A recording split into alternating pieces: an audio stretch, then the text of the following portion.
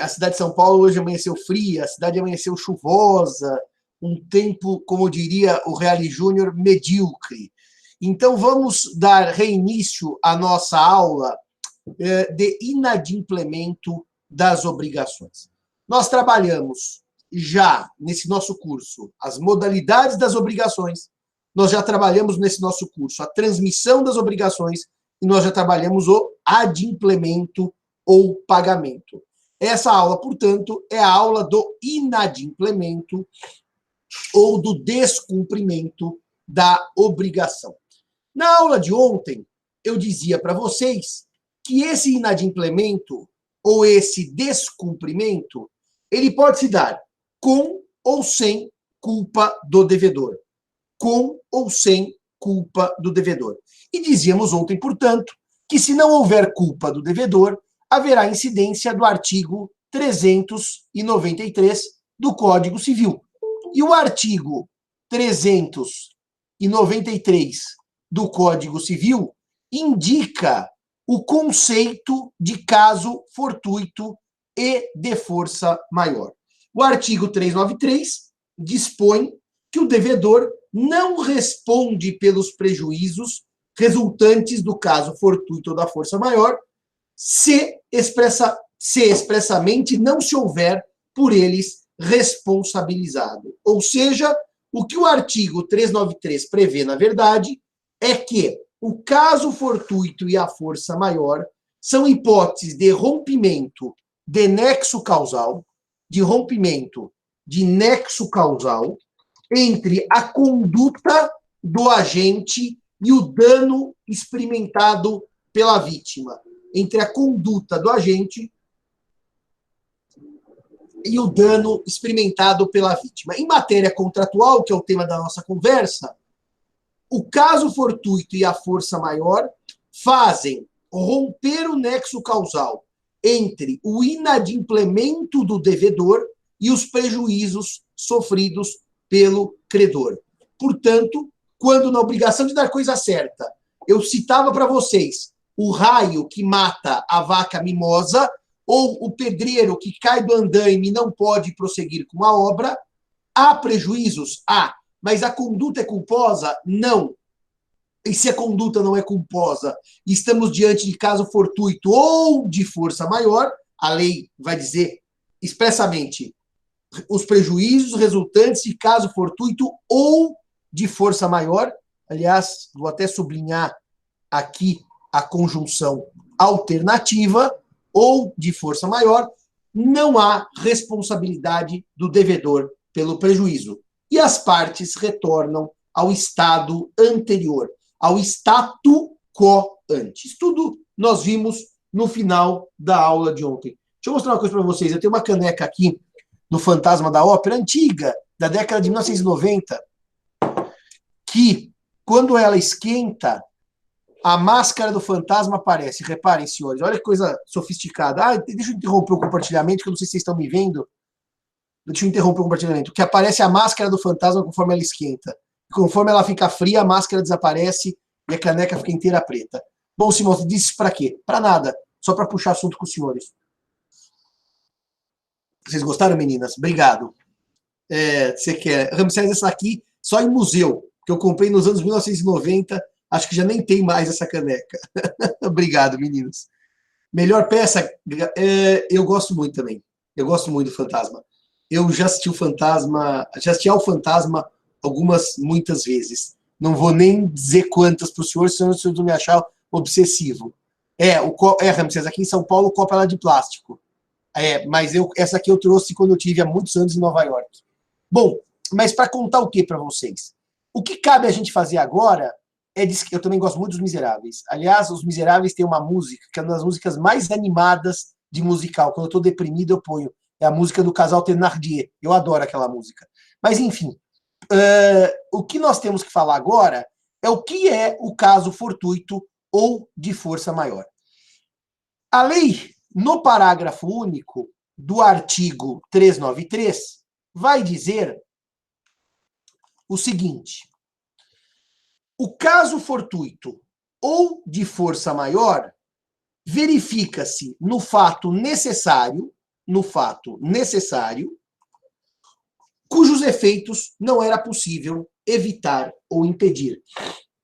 No fato necessário, cujos efeitos não era possível evitar ou impedir. Há uma primeira dúvida para tirar com vocês, que é a seguinte. A lei diz o caso fortuito ou força maior. Será que caso fortuito ou força maior são efetivamente, conceitualmente sinônimos? A força maior, para os romanos, era a vis maior, vis que deu viris, que é o poder. Ultra viris, além dos poderes, além da força. Vis maior é a força maior. Casus minor é o caso fortuito. Historicamente, tecnicamente, se eu for buscar a origem dos institutos, os institutos não são iguais. Há efetivas diferenças históricas entre o caso fortuito e a força maior. O problema é que esta distinção entre dois conceitos acabou gerando 5 ou 6 teorias distintas para explicar a diferença entre caso fortuito e força maior. Quando eu fiz a minha dissertação de mestrado, eu até tomei o cuidado de levantar, segundo os autores, qual era a distinção entre caso fortuito e força maior. As distinções eram tantas, as distinções eram tão díspares, cada um tinha uma opinião tão diferente uma da outra, que no final, meus amigos, eu percebi que não há na doutrina uniformidade com relação a isso. Ou seja, se vocês lerem os autores divergem com relação a essa distinção entre caso fortuito e força maior. O professor Washington de Barros Monteiro, deixa eu até pegar aqui meu livro. O professor Washington de Barros Monteiro, quer dizer, deixa eu pegar meu livro, se eu achar meu livro, né? Ele não está aqui em cima, depois eu mostro para vocês. Na obra de Vícios do Produtos da Atlas, que eu lancei pela Atlas, ele traz uma distinção em 5 ou 6 teorias. Eu vou mostrar para vocês que, se vocês lerem os autores que cuidam do tema, isso está aqui no meu roteiro de aula, os autores também não têm clareza para distinguir os conceitos de fortuito ou de força maior. Eu vou abrir aqui a minha tela, vou sublinhar para mostrar para vocês como os autores divergem na distinção conceitual entre caso fortuito e força maior. Se os senhores olharem aí, no meu roteiro de aula, professor Cavalieri Filho, do Rio de Janeiro, que é um professor que tem um tratado, um estudo profundo de responsabilidade civil, ele vai dizer que o caso fortuito é o evento imprevisível decorrente de ato humano ou evento natural. Cavalieri, portanto, traz o elemento da imprevisibilidade como distintivo entre o fortuito e a força maior. E para o próprio Cavalieri, a força maior é o evento previsível, cujos efeitos são inevitáveis ou irresistíveis. Portanto, para Cavalieri Filho, o que distingue o caso fortuito da força maior é a imprevisibilidade. Agostinho Alvim traz, que tem aquele clássico do inadimplemento das obrigações, ele traz uma outra teoria. Ele vai dizer que o caso fortuito está ligado à pessoa do devedor, à figura do devedor ou à sua empresa. Já a força maior é estranha ao devedor e sua atividade. Portanto, ele vai olhar subjetivamente a quem se refere o evento ou a quem se referem os eventos. Se for a pessoa do devedor ou a sua empresa, caso fortuito. Se for estranho ao devedor, é uma situação, ou a sua atividade, é uma situação de força maior. Mas talvez o mais bonitinho aqui seja vocês lerem o Bevilacqua, porque o Bevilacqua vai dizer que o caso fortuito está ligado a eventos naturais. e a força maior, a atividade humana. E se vocês lerem na sequência Carvalho Santos, que tem uma coleção com comentários, artigo por artigo, do Código de 16, aliás, uma obra de referência, uma obra que também... São 3 obras de referência para se estudar o Código de 16. Clóvis Bevilacqua, João Luiz Alves e Carvalho Santos. Mas o Carvalho Santos vai dizer que o caso fortuito tem a participação humana e a força maior decorre de eventos naturais. Mas, Simão, o que o Bevilacqua diz é exatamente o oposto do que diz o Carvalho Santos. Está errado isso aí que você copiou. Não, é exatamente isso. Cada autor tem uma postura própria para definir o que é caso fortuito ou força maior. Cada autor. Então, portanto, os senhores teriam várias teorias. O Ramsés pergunta: um incêndio causado por curto-circuito? Veja, se você for seguir o Agostinho Alvim, o curto-circuito está no risco das atividades do devedor. Então, eu posso considerar, e é relativa à atividade do devedor. Então, eu posso imaginar que isso seria, para o Agostinho Alvim, um fortuito. Agora, se você... Vamos pegar o exemplo do raio, Ramsés, que o raio é ótimo. O raio, para o Bevilacqua, é caso fortuito que é evento natural. E o raio, para o Carvalho Santos, tem a participação humana, não tem a participação humana, portanto, seria força maior. Reparem que os senhores não precisam perder tempo com isso, eu já vou explicar por quê. Por que os senhores não precisam perder tempo com esse preciosismo terminológico se eu estou diante do caso fortuito ou da força maior? Vocês não precisam perder tempo com essa distinção teórica que eu faço para mostrar para vocês apenas e tão somente como a doutrina está dividida nesse momento, nesse tema em questão, porque os efeitos do caso fortuito e da força maior são os mesmos. Se os senhores chamarem o incêndio de fortuito ou de força maior, se os senhores chamarem a greve de fortuito ou de força maior, o raio de fortuito ou de força maior, ou o infarto que faz com que o devedor não possa pintar o quadro de fortuito ou de força maior, eu até pensava num caso próprio. Eu estava semana retrasada acabando um parecer. Eu imaginei, se eu pegasse a Covid e não conseguisse terminar o parecer, fortuito ou força maior. Se vocês derem qualquer um desses nomes, o efeito é exatamente o mesmo. Rompimento de nexo causal sem responsabilidade civil. É por isso que estudar as diferenças entre o caso fortuito e a força maior é um puro diletantismo teórico para o civilista. Porque o efeito clássico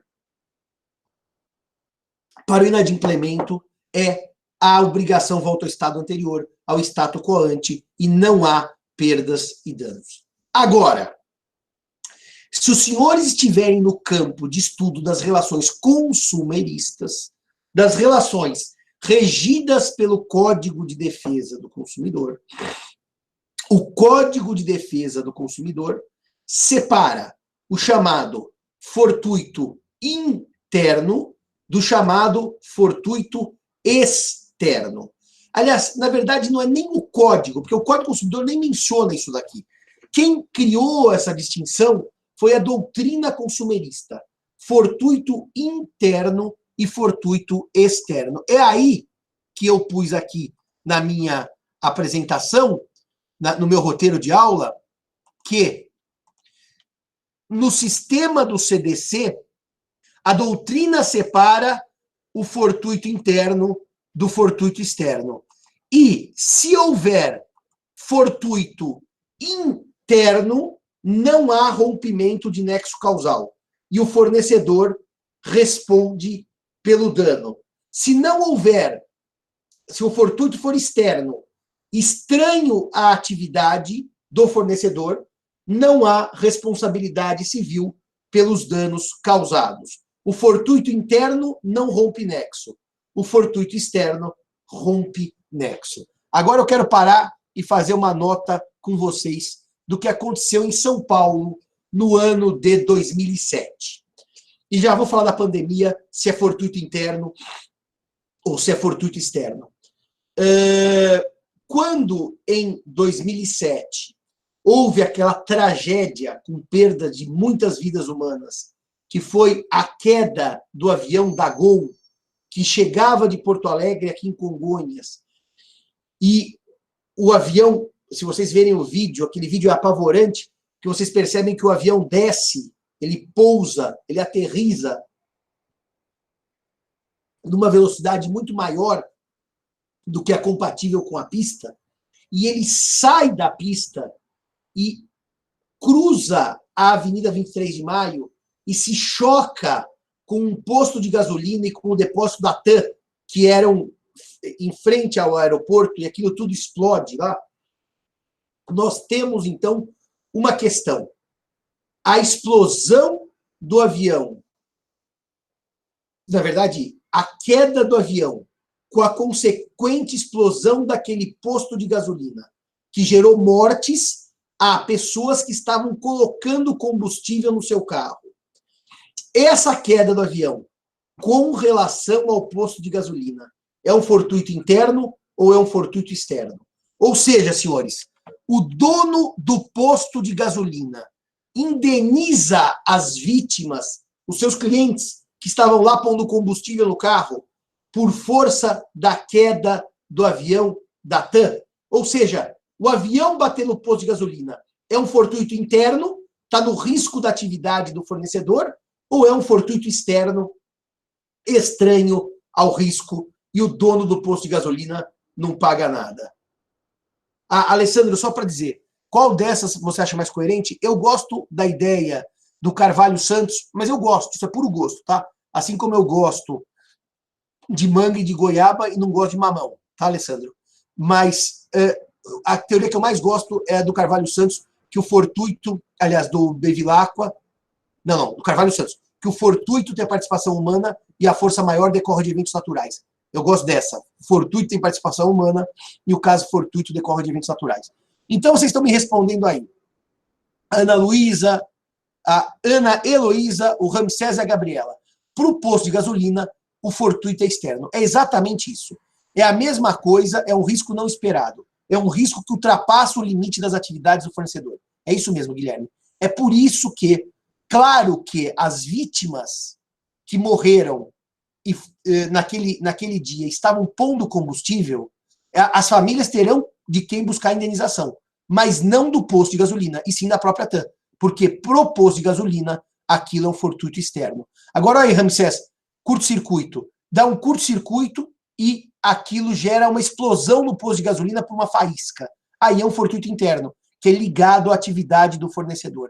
Eu não sei se os senhores, o risco da atividade do fornecedor, eu não sei se os senhores se lembram, os que são de São Paulo, talvez não, que vocês são muito jovens, mas certamente o Marcelo, que é bastante idoso, e o Henrique, que é bastante idoso. O Henrique lembra com certeza, porque o Henrique nasceu no século XIX, né? Ele é o imortal que está conosco, da Academia de Letras, do acidente ocorrido no shopping de Osasco. Bom dia, Henrique. Bom dia, professor. Você se lembra do acidente no shopping de Osasco? De Osasco, não. Não lembra, né? Não. Não, Bom não. dia. Fala. Absolutamente não. Você não era nascido ainda, né? Não, não era. Tá certo. Foi no século XVIII, sendo século XIX. Bom dia, Bruna. Bruna? Bom dia, professor. Tudo bem? Exatamente. Tudo bom, senhor? Você lembra do acidente no shopping de Osasco que aconteceu? Foi no que teve alguma coisa relacionada a lixão? Não, o shopping de Osasco, Bruna, na praça de alimentação tinha uma loja. Essa loja teve um vazamento de gás e houve uma explosão dentro do shopping de Osasco. Eu acho que eu lembro. Você lembra disso? Morreram algumas pessoas e outras muitas se machucaram. Este caso foi tratado como fortuito interno, porque o risco com a instalação elétrica, hidráulica e de gás, ela é considerada risco da própria atividade do fornecedor. Mas não é na ZN, viu? Osasco não é ZN. Osasco é Zona Oeste, Ramsés. É melhor conhecer a geografia de São Paulo. Acho O lixão é o Center Norte, eu acho. Ah, bom, vocês estão falando do Center Norte, já mudaram de shopping. Eu não sei, do Center Norte eu não lembro o que aconteceu. Eu acho que esse que eu falei é do Center Norte, deixa eu ver aqui. É. Ele chama Center O Norte. que aconteceu no Center Norte? Tinha o risco de explosão por causa do gás metano. Ah, porque foi construído em cima de um chão? É. Ah, E bom. Mas Mas acho que ninguém aqui lembra do Shopping Osasco, é de 96, nem eu lembro. O nem Shopping você lembra, Plaza. né? Não, Marcelo, você não lembra porque é mal informado. Deveria saber, porque isso é um dos casos jurídicos mais relevantes. Você lembra do atirador do Shopping Morumbi, do Matheus Meira? Não, lembrar do caso eu lembro, eu só não lembro quando aconteceu, eu tinha 4 anos. Portanto, faz parte da sua cultura geral lembrar do Shopping de Osasco. É lamentável que vocês não lembrem. Nenhum dos meus orientados, nem de tese de laurea, nem de mestrado, lembram. Isso vai ser assunto da reunião das 10 horas, porque daí temos vários assuntos para tratar de acadêmicos com vocês três. Mas vamos seguir aqui. O fortuito interno e externo nem sempre é claro. Eu dou sempre um exemplo para vocês de um acidente numa academia do Rio de Janeiro, em que ela tinha aulas com algum tipo de luta. Eu acho que era um jiu-jitsu. Eu não sei, quando eu falo luta, alguns falam, professor, jiu-jitsu não é luta, é defesa pessoal. Bom, com algum tipo de defesa pessoal / luta com contato corpóreo. E naquele dia, no meio desta aula, num treino qualquer, um dos consumidores, alunos, dá um golpe no outro consumidor, aluno, e aquele outro consumidor, aluno, cai e tem um problema de saúde gravíssimo. Ele tem um rompimento da coluna vertebral e fica paraplégico, ou tetraplégico, não sei, acho que era paraplégico. Bom, esse consumidor que caiu e que sofreu dano demanda a academia de ginástica pedindo indenização pelo fortuito interno, já que disse que aquilo era risco da atividade.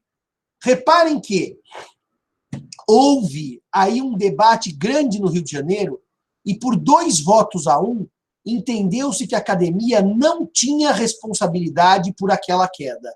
Por quê? Porque não estava... Professor, como saber quando aplicar... Ah, já respondo, Fábio. Porque não estava nos riscos da atividade da academia aquela ideia de que uma queda gerava qual que é a palavra que eu dizer? Paralisia da coluna, o rompimento da coluna e paraplegia. Então, o Tribunal do Rio de Janeiro, por 2 votos a 1, entendeu que aquele fortuito era externo. A pandemia é um claro fortuito externo. Tanto é um claro fortuito externo, quando tem um show. Tem um show. E o show não pode ocorrer porque está proibida a aglomeração. A loja, o evento, o produtor do evento, quem vendeu os ingressos, não responde pelos danos morais ou materiais. Simplesmente a obrigação se resolve. É a mesma coisa contratar uma empresa de engenharia para fazer uma obra. Essa obra exige aglomeração em lugar fechado. Não há possibilidade, em tempos de pandemia, de obrigar a empresa a pôr em risco seus empregados. Esse é um fortuito externo, que, portanto, não gera indenização, gera resolução do contrato e volta ao estado anterior. O Fábio pergunta como é que eu sei quando é CDC e eu aplico a noção de fortuito externo e interno, e quando é relação civil e eu não aplico a noção de fortuito interno e externo. Aí, Fábio, eu vou fazer uma nota rápida, porque isso precisaria de um grande debate de consumidor, de direito do consumidor. A relação é de consumo quando eu tenho consumidor, artigo 2º do CDC, fornecedor, artigo 3º do CDC, e produto ou serviço que vem definidos nos parágrafos do artigo 3º do CDC. Portanto, para ser relação de consumo e eu aplicar a distinção entre fortuito interno e fortuito externo, eu preciso ter presentes os elementos dos artigos 2º e 3º do CPC, do CDC, desculpem. E daí é estudar se a relação jurídica é civil ou se a relação jurídica é de consumo. Naquele meu livro de vícios do produto, estou incomodadíssimo de eu não estar com o livro aqui na mão. Espera só um minutinho.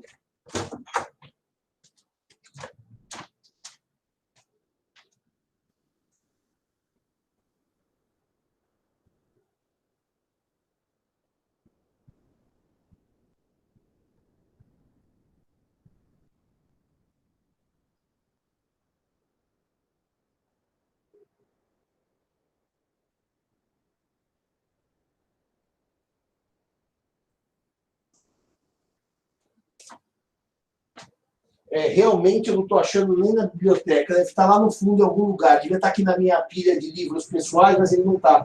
Mas naquele meu livro, que foi a dissertação de mestrado, que eu defendi aí na Sanfran, em 1997, né, foi meu mestrado, defendi em 97, eu entrei, em 2002 eu defendi.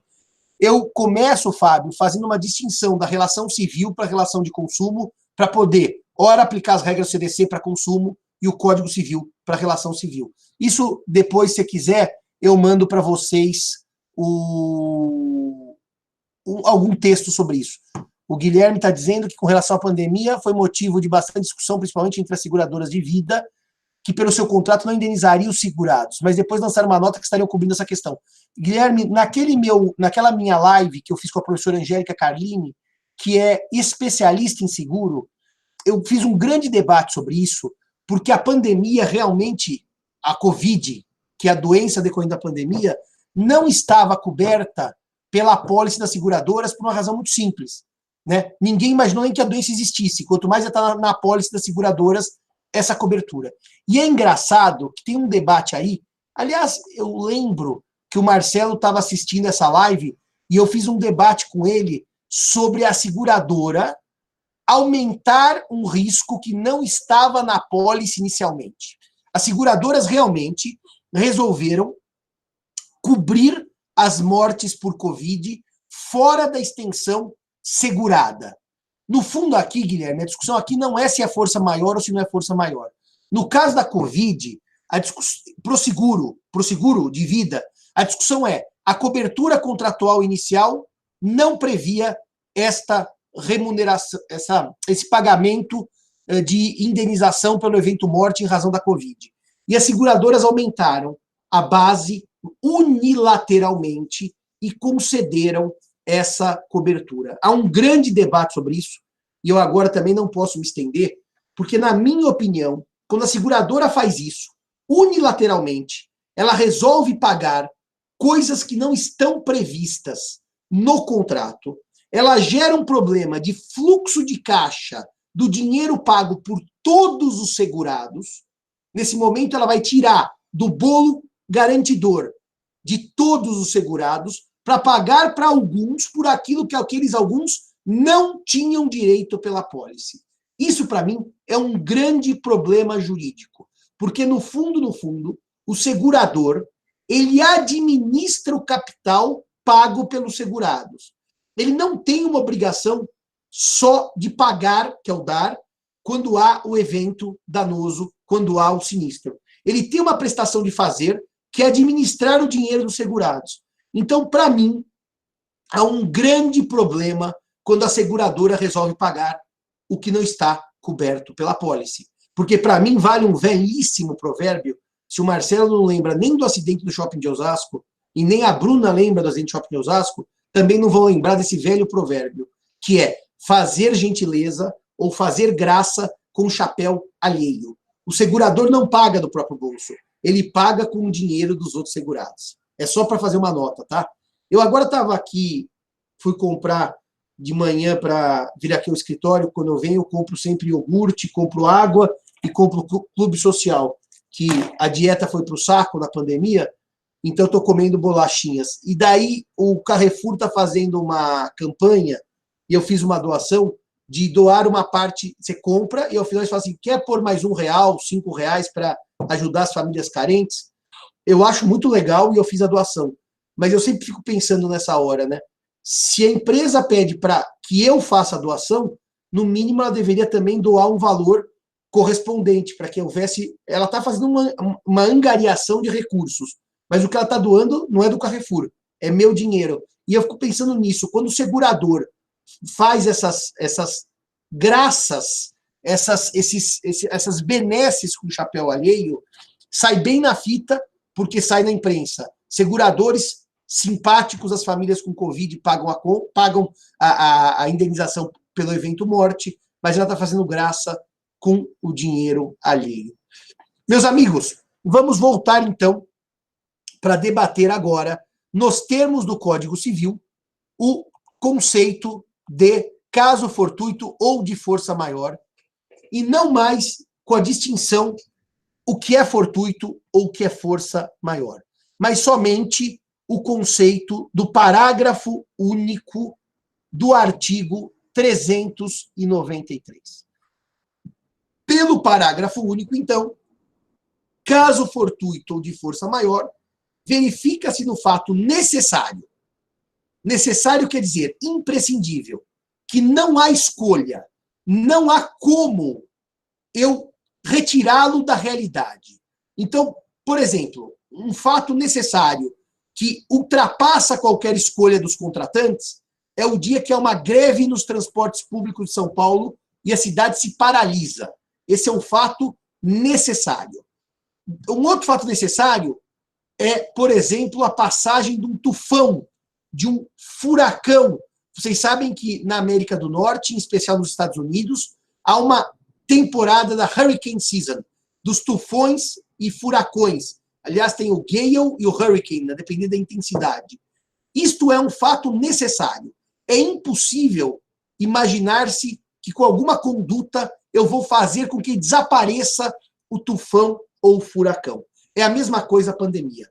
A pandemia é um fato necessário. Aliás, é tão necessário que os efeitos, que os efeitos sociais são dramáticos, não só no pior deles, são as perdas de vida, como também todas as restrições que nós estamos sofrendo. Portanto, neste sentido, fato necessário, eu diria para vocês que é aquele que ocorre e que não há como retirá-lo da ordem fática, porque não há opção entre ele e não ele. Quando, portanto, eu trato de um fato necessário, nunca, e aqui cabe uma nota importantíssima antes de eu prosseguir com o conceito, nunca a doutrina considerou, para o conceito de caso fortuito ou de força maior, nessa noção de fato necessário, as condições pessoais do devedor. Não, não. Isso nunca entrou em jogo. Eu explico. O fato de o devedor estar desempregado ou empregado nunca entrou em debate para saber se esse devedor deveria ou não deveria pagar o aluguel. Por quê? Porque a ideia de fato necessário não é olhada de acordo pelo viés, pelo filtro da pessoa do devedor, do João, da Maria, do Henrique ou da Bruna. Mas é uma noção tirada do estándar jurídico, do homem médio, ou do bônus pater família. Então, vejam um detalhe. Quando se diz, e alguns dizem, vírgula, em erro, vírgula, que em razão da pandemia eu tenho um caso fortuito que permite em razão da pandemia, vírgula, eu tenho um desemprego, também bem localizado, para aquele devedor, e esse desemprego permite ao devedor que não pague o aluguel, isto é uma falácia retórica. Por quê? Porque o fato relativo à figura do devedor nunca foi tido por força maior ou caso fortuito. Eu vou avançar. Eu posso ter um devedor que, por uma desgraça da vida, sofra um acidente e não possa mais trabalhar. Esteja impossibilitado de trabalhar. E ele não vai ter renda, porque nunca recolheu o INSS, ele não tem dinheiro em caixa. Este sujeito não poderá honrar os seus contratos. E o fato dele ter se machucado, e vamos imaginar até que ele se machucou por força de um raio que caiu, causou fortes danos à pessoa do devedor, e ele está impossibilitado de trabalhar para sempre. Isso nunca foi considerado caso fortuito ou força maior, porque é uma questão pessoal daquele devedor. Ah, mas Simão, a pandemia atinge muita gente. Atinge muita gente. Como a crise de 2014 atingiu muita gente. Mas isso não gera um estándar jurídico. Um estándar jurídico é olhado a partir de critérios de experiência para toda a população. Não dá para dizer que desemprego por pandemia, desemprego por crise econômica, gera, ou desemprego mesmo por guerra, gera força maior a ponto de o devedor estar liberado do cumprimento das suas prestações. Portanto, os exemplos da doutrina são sempre com a obrigação de fazer, né? Se aquele devedor não consegue fazer por uma limitação pessoal, isso é irrelevante para o conceito de fortuito ou de força maior. Aquele. Nós temos que olhar um padrão. Eu sei que isso na prática pode dar uma dúvida para vocês, e vocês são uma geração socialmente consciente, o que é muito louvável, o que é muito correto e o que é muito melhor do que a minha, que era socialmente inconsequente, não ligava nada para... Aliás, vocês são uma geração de altruísmo e menos de egoísmo. Não que isso só traga benesses, a gente podia um dia, presencialmente na Sanfran, discutir as diferenças entre as gerações mais altruístas e as mais egoístas, porque as mais altruístas também tendem a ser mais radicais nas suas convicções e menos democráticas. Mas vocês que são uma geração altruística, estão se perguntando, poxa, Simão, mas você está dizendo que o sujeito fica desempregado? Sim, estou dizendo isso. E fica desempregado e não pode trabalhar porque deu uma pandemia que, infelizmente, gerou uma crise mundial econômica sem precedentes. Sim. E você está dizendo que isso não é fortuito, não é força maior para ele deixar de pagar o aluguel? Sim. Estou dizendo que não é fortuito, não é força maior. Mas então você está dizendo que o direito civil vai, numa situação dessa, deixar o sujeito sem casa. Vai deixar o sujeito sem casa. Assim como se ele não pagar a escola, o filho vai ficar sem escola particular. Assim como se ele não pagar o plano de saúde, ele vai ficar sem a cobertura. Vai ter que se valer do SUS. Mas, Simão, isso não é justo. Vocês vão usar o justo de justiça com J maiúsculo. Isso não é justo. O problema é que o direito civil não é o mecanismo adequado para distribuição de renda ou para políticas públicas. O direito civil regula uma relação contratual sinalagmática. E a grande pergunta que eu faço a vocês é: eu sou devedor e não posso pagar aluguel.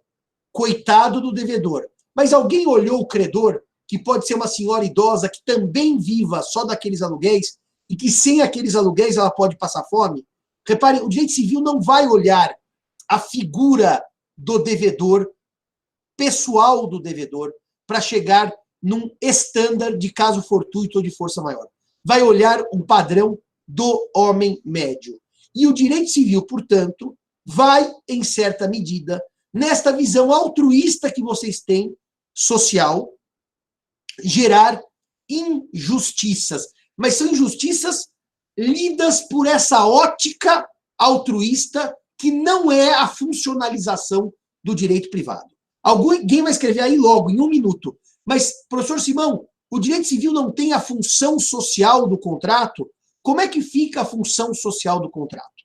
Não fica, porque a função social do contrato, que é tema do próximo semestre, não é fonte de distribuição de renda. Distribuição de renda não passa pelo direito civil.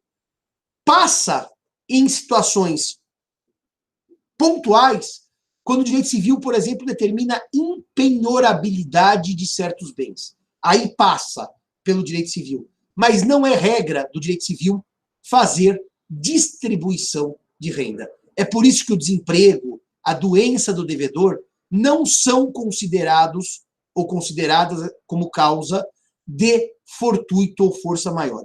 O devedor que está desempregado tem que pagar a luz e a água. Até o Cícero, outro dia, quando falávamos sobre isso lá atrás, ele disse assim, mas há decisões em que o devedor desempregado pode continuar recebendo luz e água, que são serviços essenciais. Isso é verdade. O problema dessas decisões é saber quem paga a conta. Porque já dizia o Friedman, there is no free lunch. Se o particular, que é a Eletropaulo em São Paulo, está distribuindo energia de graça, porque o juiz disse que ele não pode cortar energia, porque energia é serviço essencial, esse custo vai ser repassado a todos os demais consumidores. No fundo, quem vai pagar essa conta somos nós. Se os senhores olharem o que aconteceu com o setor de energia elétrica, com a crise da presidente Dilma de 2014, 5 anos de pagamentos que nós todos fizemos para recuperar o setor elétrico, nós pagamos, e eu estudo razoavelmente bem o setor elétrico, porque eu gosto, porque eu tenho um professor da Poli que é meu amigo e que me convida para os MBAs da Poli, e porque meu pai é engenheiro, fiz bancas na Poli de energia elétrica. No setor elétrico, sempre que há o desajuste, quem paga a conta somos todos. Agora, com a crise de 2020, do coronavírus, e aquela dotação especial de 900 milhões por MP às distribuidoras de energia, nós vamos pagar essa conta. A nossa conta já aumentou e vai aumentar. E ficará alta por 5 anos. Porque não há no direito privado, um mecanismo de distribuição de renda. Se alguém paga, os outros compensam, que somos nós. É por isso que não dá para defender a tese, que eu discordo. Outro dia no Tá Fazendo Direito, aquele meu podcast, aliás, gravamos ontem, Tá Fazendo Direito em Tempos de Pandemia. Falei daquela blogueira da Pugliese que perdeu os contratos. Mas eu dizia que no Tá Fazendo Direito, conversando com o Tartucci e com o Bunazar, nem sempre há uma relação desigual de suficiência das partes. Luca, é verdade isso, mas o direito privado também, ele olha a proteção da parte mais fraca diferentemente do que faz o consumidor. Porque no consumidor há lucro da atividade. E no direito civil, a palavra lucro não faz parte da relação contratual como regra. Assim, a gente não contrata visando ao lucro, a gente contrata visando a circulação de riquezas.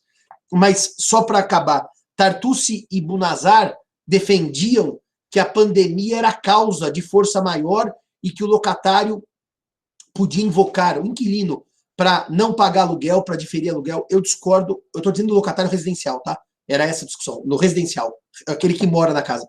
Que o desemprego geraria isso. Eu discordo veementemente. Isto é jogar fora toda uma conquista histórica sobre a noção de fortuito ou força maior. Bom, a pandemia gera necessidade de ampliar alguns temas que eu não falava antes. Mas eu quero só acabar aqui o conceito, porque, além de um fato necessário, o Código Civil diz também que os efeitos não era possível evitar ou impedir. Há uma inevitabilidade dos efeitos. Ou seja, vem o fato necessário e eu não consigo evitar os efeitos. Então, reparem. Quando vem um tufão e destrói a cidade, eu não posso exigir do pedreiro que estava fazendo a obra que fizesse a obra na passagem do tufão com a cidade destruída. Porque os efeitos do tufão, nesse ponto, são inevitáveis. É a mesma coisa de quando o advogado não chega à audiência, porque há uma enchente, aconteceu com um conhecido meu, que o Rio Pinheiros sobe, a marginal entra em caos e o advogado não chega à audiência. Ah, mas o senhor podia ter saído com 2 horas de antecedência. Não, ele saiu com 4, mas não chega. Por quê? Porque o Rio Pinheiros inundou e a cidade de São Paulo parou. Há muitos e muitos anos, eu estava indo para a Europa pela segunda vez na minha vida e houve uma enchente, foi das maiores de São Paulo. E o que aconteceu? Eu, como sou precavido, cheguei no aeroporto com 6 horas de antecedência, porque eu sou louco. Mas o resto do voo não chegou, nem a tripulação, e o voo não saiu. Por quê? Porque aquela força maior, que foi a enchente, aliás, eu vi uma cena que é dantesca. Eu passei sobre a ponte, o Rio Pinheiros retomou o seu curso natural, aquele curso antes de construção das marginais, e ele tomou as marginais. As marginais viraram leito do Rio Pinheiros. E o que aconteceu, então? As pessoas não chegaram, porque o efeito dessa chuva é impossível evitar ou impedir. Há algumas prestações que, mesmo num sistema de pandemia, os efeitos eu posso evitar ou impedir. Vamos supor que o pagamento fosse feito do meu aluguel ao Marcelo pessoalmente em mãos. Bom, mas pessoalmente em mãos, em tempos de pandemia e de quarentena, é algo que não é possível, que põe em risco a saúde minha, devedor, de ir até o Marcelo, e mesmo a saúde do Marcelo, credor, em receber o aluguel da minha mão. Imaginemos que eu fosse velho, que eu pagasse em dinheiro o aluguel. Dá para evitar esse efeito da pandemia, que é a impossibilidade física do pagamento? É óbvio que dá. Hoje, 99% das pessoas têm conta em banco. E um volume enorme de pessoas tem home banking para fazer transferência bancária. Então, reparem, não poder pagar em dinheiro na mão do Marcelo não quer dizer que eu não possa pagar em dinheiro por transferência bancária, como regra. Então, senhores, nós temos que olhar também no conceito de fortuito de força maior a inevitabilidade dos efeitos. Eu não posso acabar essa conversa sem contar para vocês o caso do Matheus Meira, que é um caso que eu conto no terceiro ano, mas eu vou recontar isso. Se eu for professor de vocês no terceiro ano, eu vou recontar essa história. O caso do Matheus Meira é um caso curioso, porque o Matheus Meira, ele estava... Eu nem lembro... Marcelo, veja aí o ano que foi do Matheus Meira no Shopping Morumbi. Ele estava no Shopping Morumbi, aqui, Zona Sul de São Paulo, foi assistir a um filme chamado Clube da Luta, e ele estava com uma bolsa, uma mala, alguma coisa... 99? Foi 99, Matheus, é. E ele carregou uma metralhadora dentro daquela mala. E ele entra no shopping, paga seu ingresso, vai ao cinema. No meio do filme ele sai, vai ao banheiro do cinema, monta a metralhadora, que ela era daquelas desmontáveis, ele monta a metralhadora, vai para frente da tela, ele estudava medicina, o Matheus, e fuzila as pessoas que estão na audiência. Alguns morreram, evidentemente. Os que não morreram, alguns se machucaram, evidentemente, e os outros passaram por um susto absurdo, um medo terrível da morte. Bom, esses que se machucaram, esses que se assustaram e as famílias dos que faleceram entraram com uma ação contra o Shopping Morumbi e discutindo o chamado fortuito interno, e por ser fortuito interno, o shopping responderia pela morte ou pelos danos sofridos pelos que assistiam ao filme Clube da Luta. O debate era: o Matheus Meira, o assassino do Shopping Morumbi, quando entra e fuzila a plateia que está assistindo ao filme Clube da Luta, eu estou diante de um caso fortuito ou de força maior, um fortuito externo, estranho à atividade do shopping, ou eu estou diante de um fortuito interno, que está nos riscos da atividade do shopping? No fundo, o debate era os efeitos de uma pessoa entrar com uma metralhadora dentro de uma bolsa num shopping center. São efeitos evitáveis? Poderia o shopping ter impedido tais efeitos? Houve uma decisão do Tribunal de São Paulo, que confirmou a sentença da Vara de Santo Amaro e admitiu... Não, houve uma decisão e depois houve um recurso para o STJ.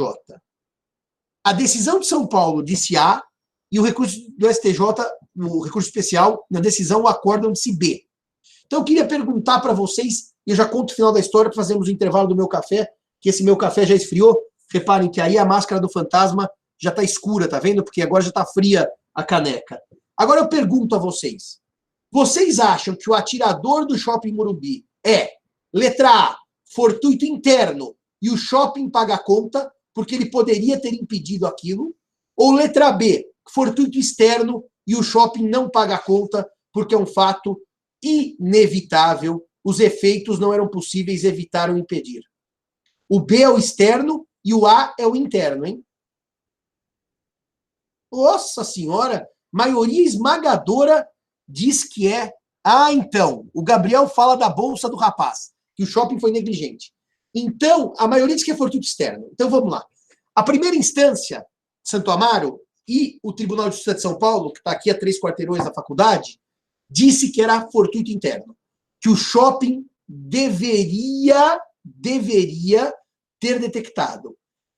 E por quê? Porque o Guilherme diz o seguinte: não deveria haver um detector de metal. Essa foi a tônica do debate.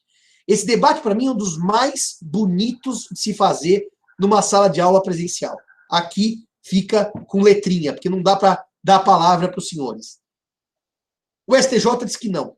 Eu publiquei um artigo antes do STJ dizer que não é fortuito interno, que é um fortuito externo e que o shopping não paga a conta. Exatamente, Ramsés. O problema do detector de metal, é que se eu exigisse do shopping um detector de metal na sua porta, só um parênteses pessoal. No ano passado eu realizei um sonho antiquíssimo, de conhecer a Rússia. Era um sonho assim, do tempo meu de criança. E eu fui. E a Rússia, por questão de bomba, em todos os lugares públicos para se entrar, tem porta detector com detecção de metais. Em todos os shoppings, em todos os lugares públicos. Então, é isso mesmo, Ramsés. O problema é o seguinte: se vocês entenderem que o shopping deveria ter uma porta com detecção de metal, os senhores vão precisar exigir isto para todos os lugares de acesso público. A farmácia, a faculdade, um prédio em que entra gente. Por que só no shopping seria possível entrar alguém com uma metralhadora? Por que não numa sala de aula da São Francisco não podia um aluno entrar com uma metralhadora e metralhar vocês e a mim?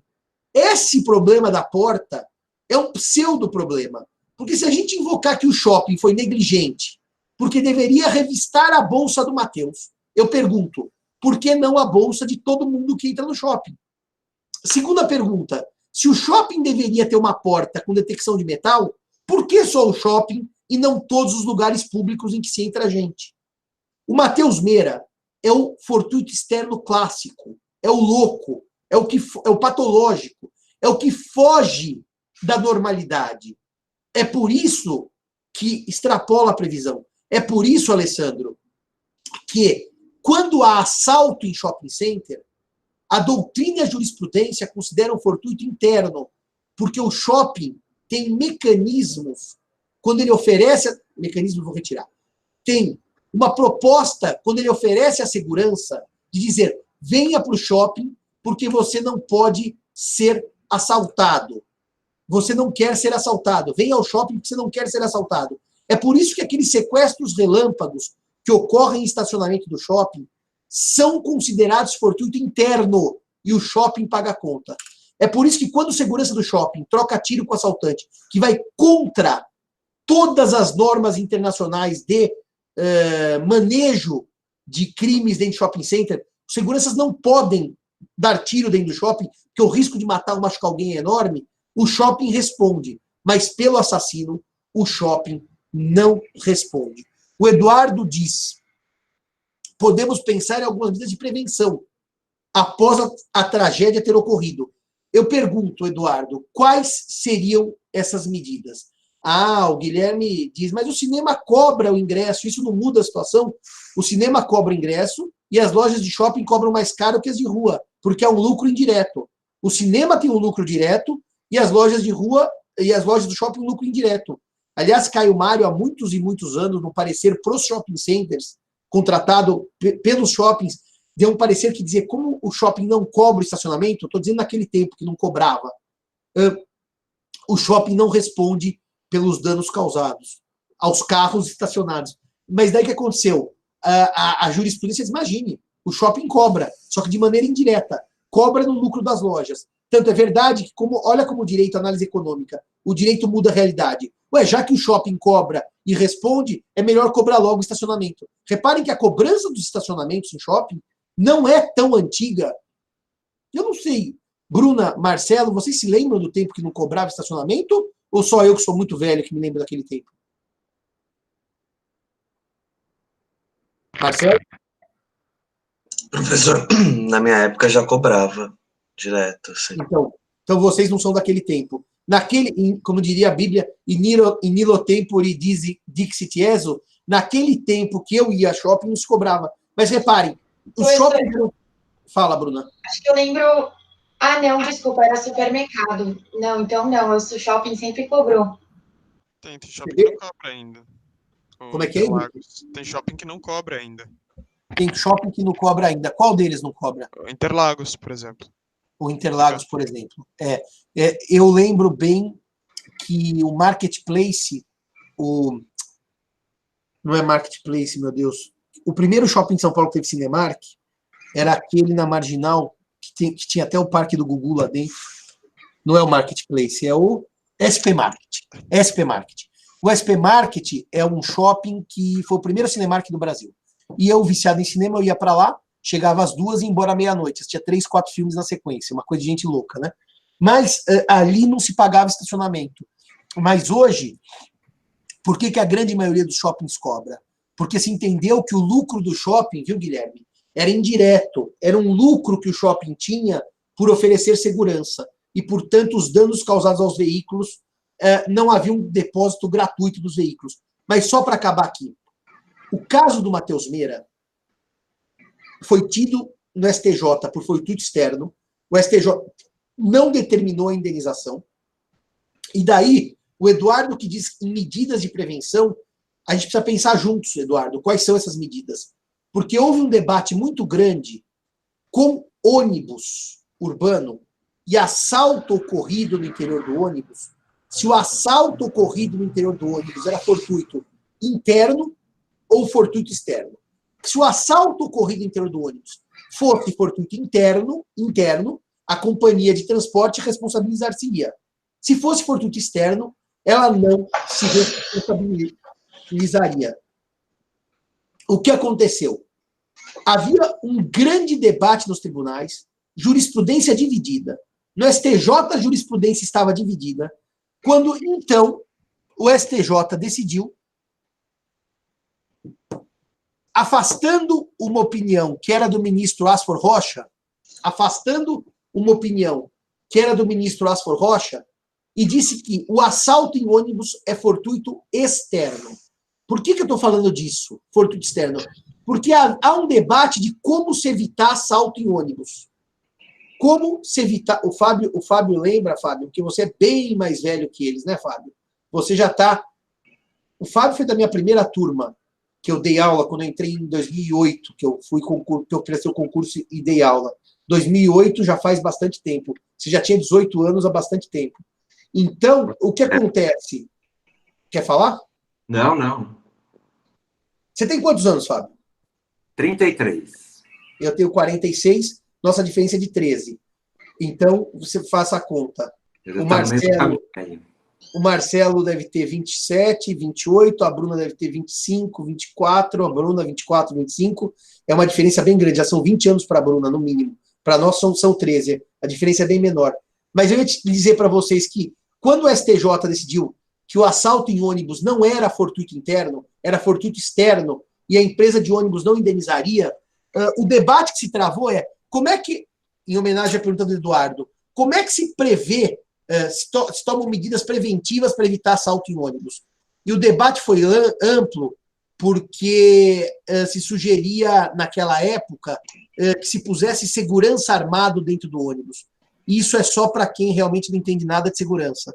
Se puser um segurança armado dentro do ônibus, não só não previne assalto, como aumenta o risco de morte das pessoas dentro do ônibus. E daí fala, põe câmera de segurança. O fato é que não há medidas eficazes, comprovadas para assalto em ônibus. É isso mesmo, Alessandro. Matar todo mundo no tiroteio.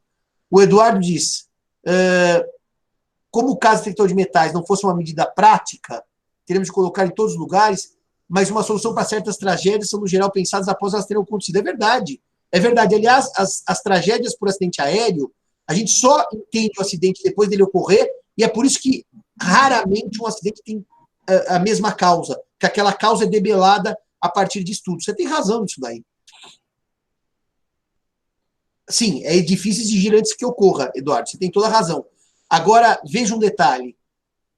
Isso não quer dizer que todas as soluções surjam a partir das tragédias. Tem coisas ainda inevitáveis. É o exemplo da história do assalto no shopping. E o Eduardo termina dizendo, eu vou fazer nosso intervalo. No 11 de setembro, as pessoas fumavam dos aviões. Tinha-se uma noção genérica que era comum. Não é verdade, tá? Que antes do 11 de setembro as pessoas fumavam dentro de avião. Eu já voava muito nos anos 2000, eu tinha muito trabalho de avião e já não se fumava dentro de avião. Aliás, eu acho que até, Eduardo, dá uma levantada na internet, quando é que foi que se proibiu o voo em avião? Foi muito antes do 11 de setembro. Eu, nos anos 90, 96, 97, eu tinha uma cliente em Vitória, eu toda semana voava em voo nacional, e já não se permitia voo. Fumo. Eu sei porque eu sou asmático. Professor, parece que a empresa tem um dever ordinário não podendo se exigir o dever extraordinário. É isso mesmo, Ana. Porque o dever ordinário está nos riscos da atividade, está no fortuito interno, que é evitar, por exemplo, sequestro relâmpago em estacionamento do shopping. Agora, o extraordinário, que é o caso do Matheus. Eu quero narrar uma história que eu citava como história falsa, porque eu tinha visto naquele Vídeos Incríveis, uma pequena cidade americana, eu citava como história, e descobri que aconteceu nos anos 30 ou 40 aqui em São Paulo. Uma cidade americana, um circo, nos anos 80, estava com seus animais desfilando no meio da rua para fazer propaganda do circo, do espetáculo circense. E nesse Vídeos Incríveis, uma fêmea de elefante, uma aliá, elefanta ou elefoa, os três termos são aceitáveis na língua portuguesa, ela tem uma crise nervosa, ela se solta e ela sai em direção a uma loja de automóveis. E essa fêmea de elefante, nesse surto, se joga sobre o vidro, estoura o vidro da loja e pula em cima de um carro.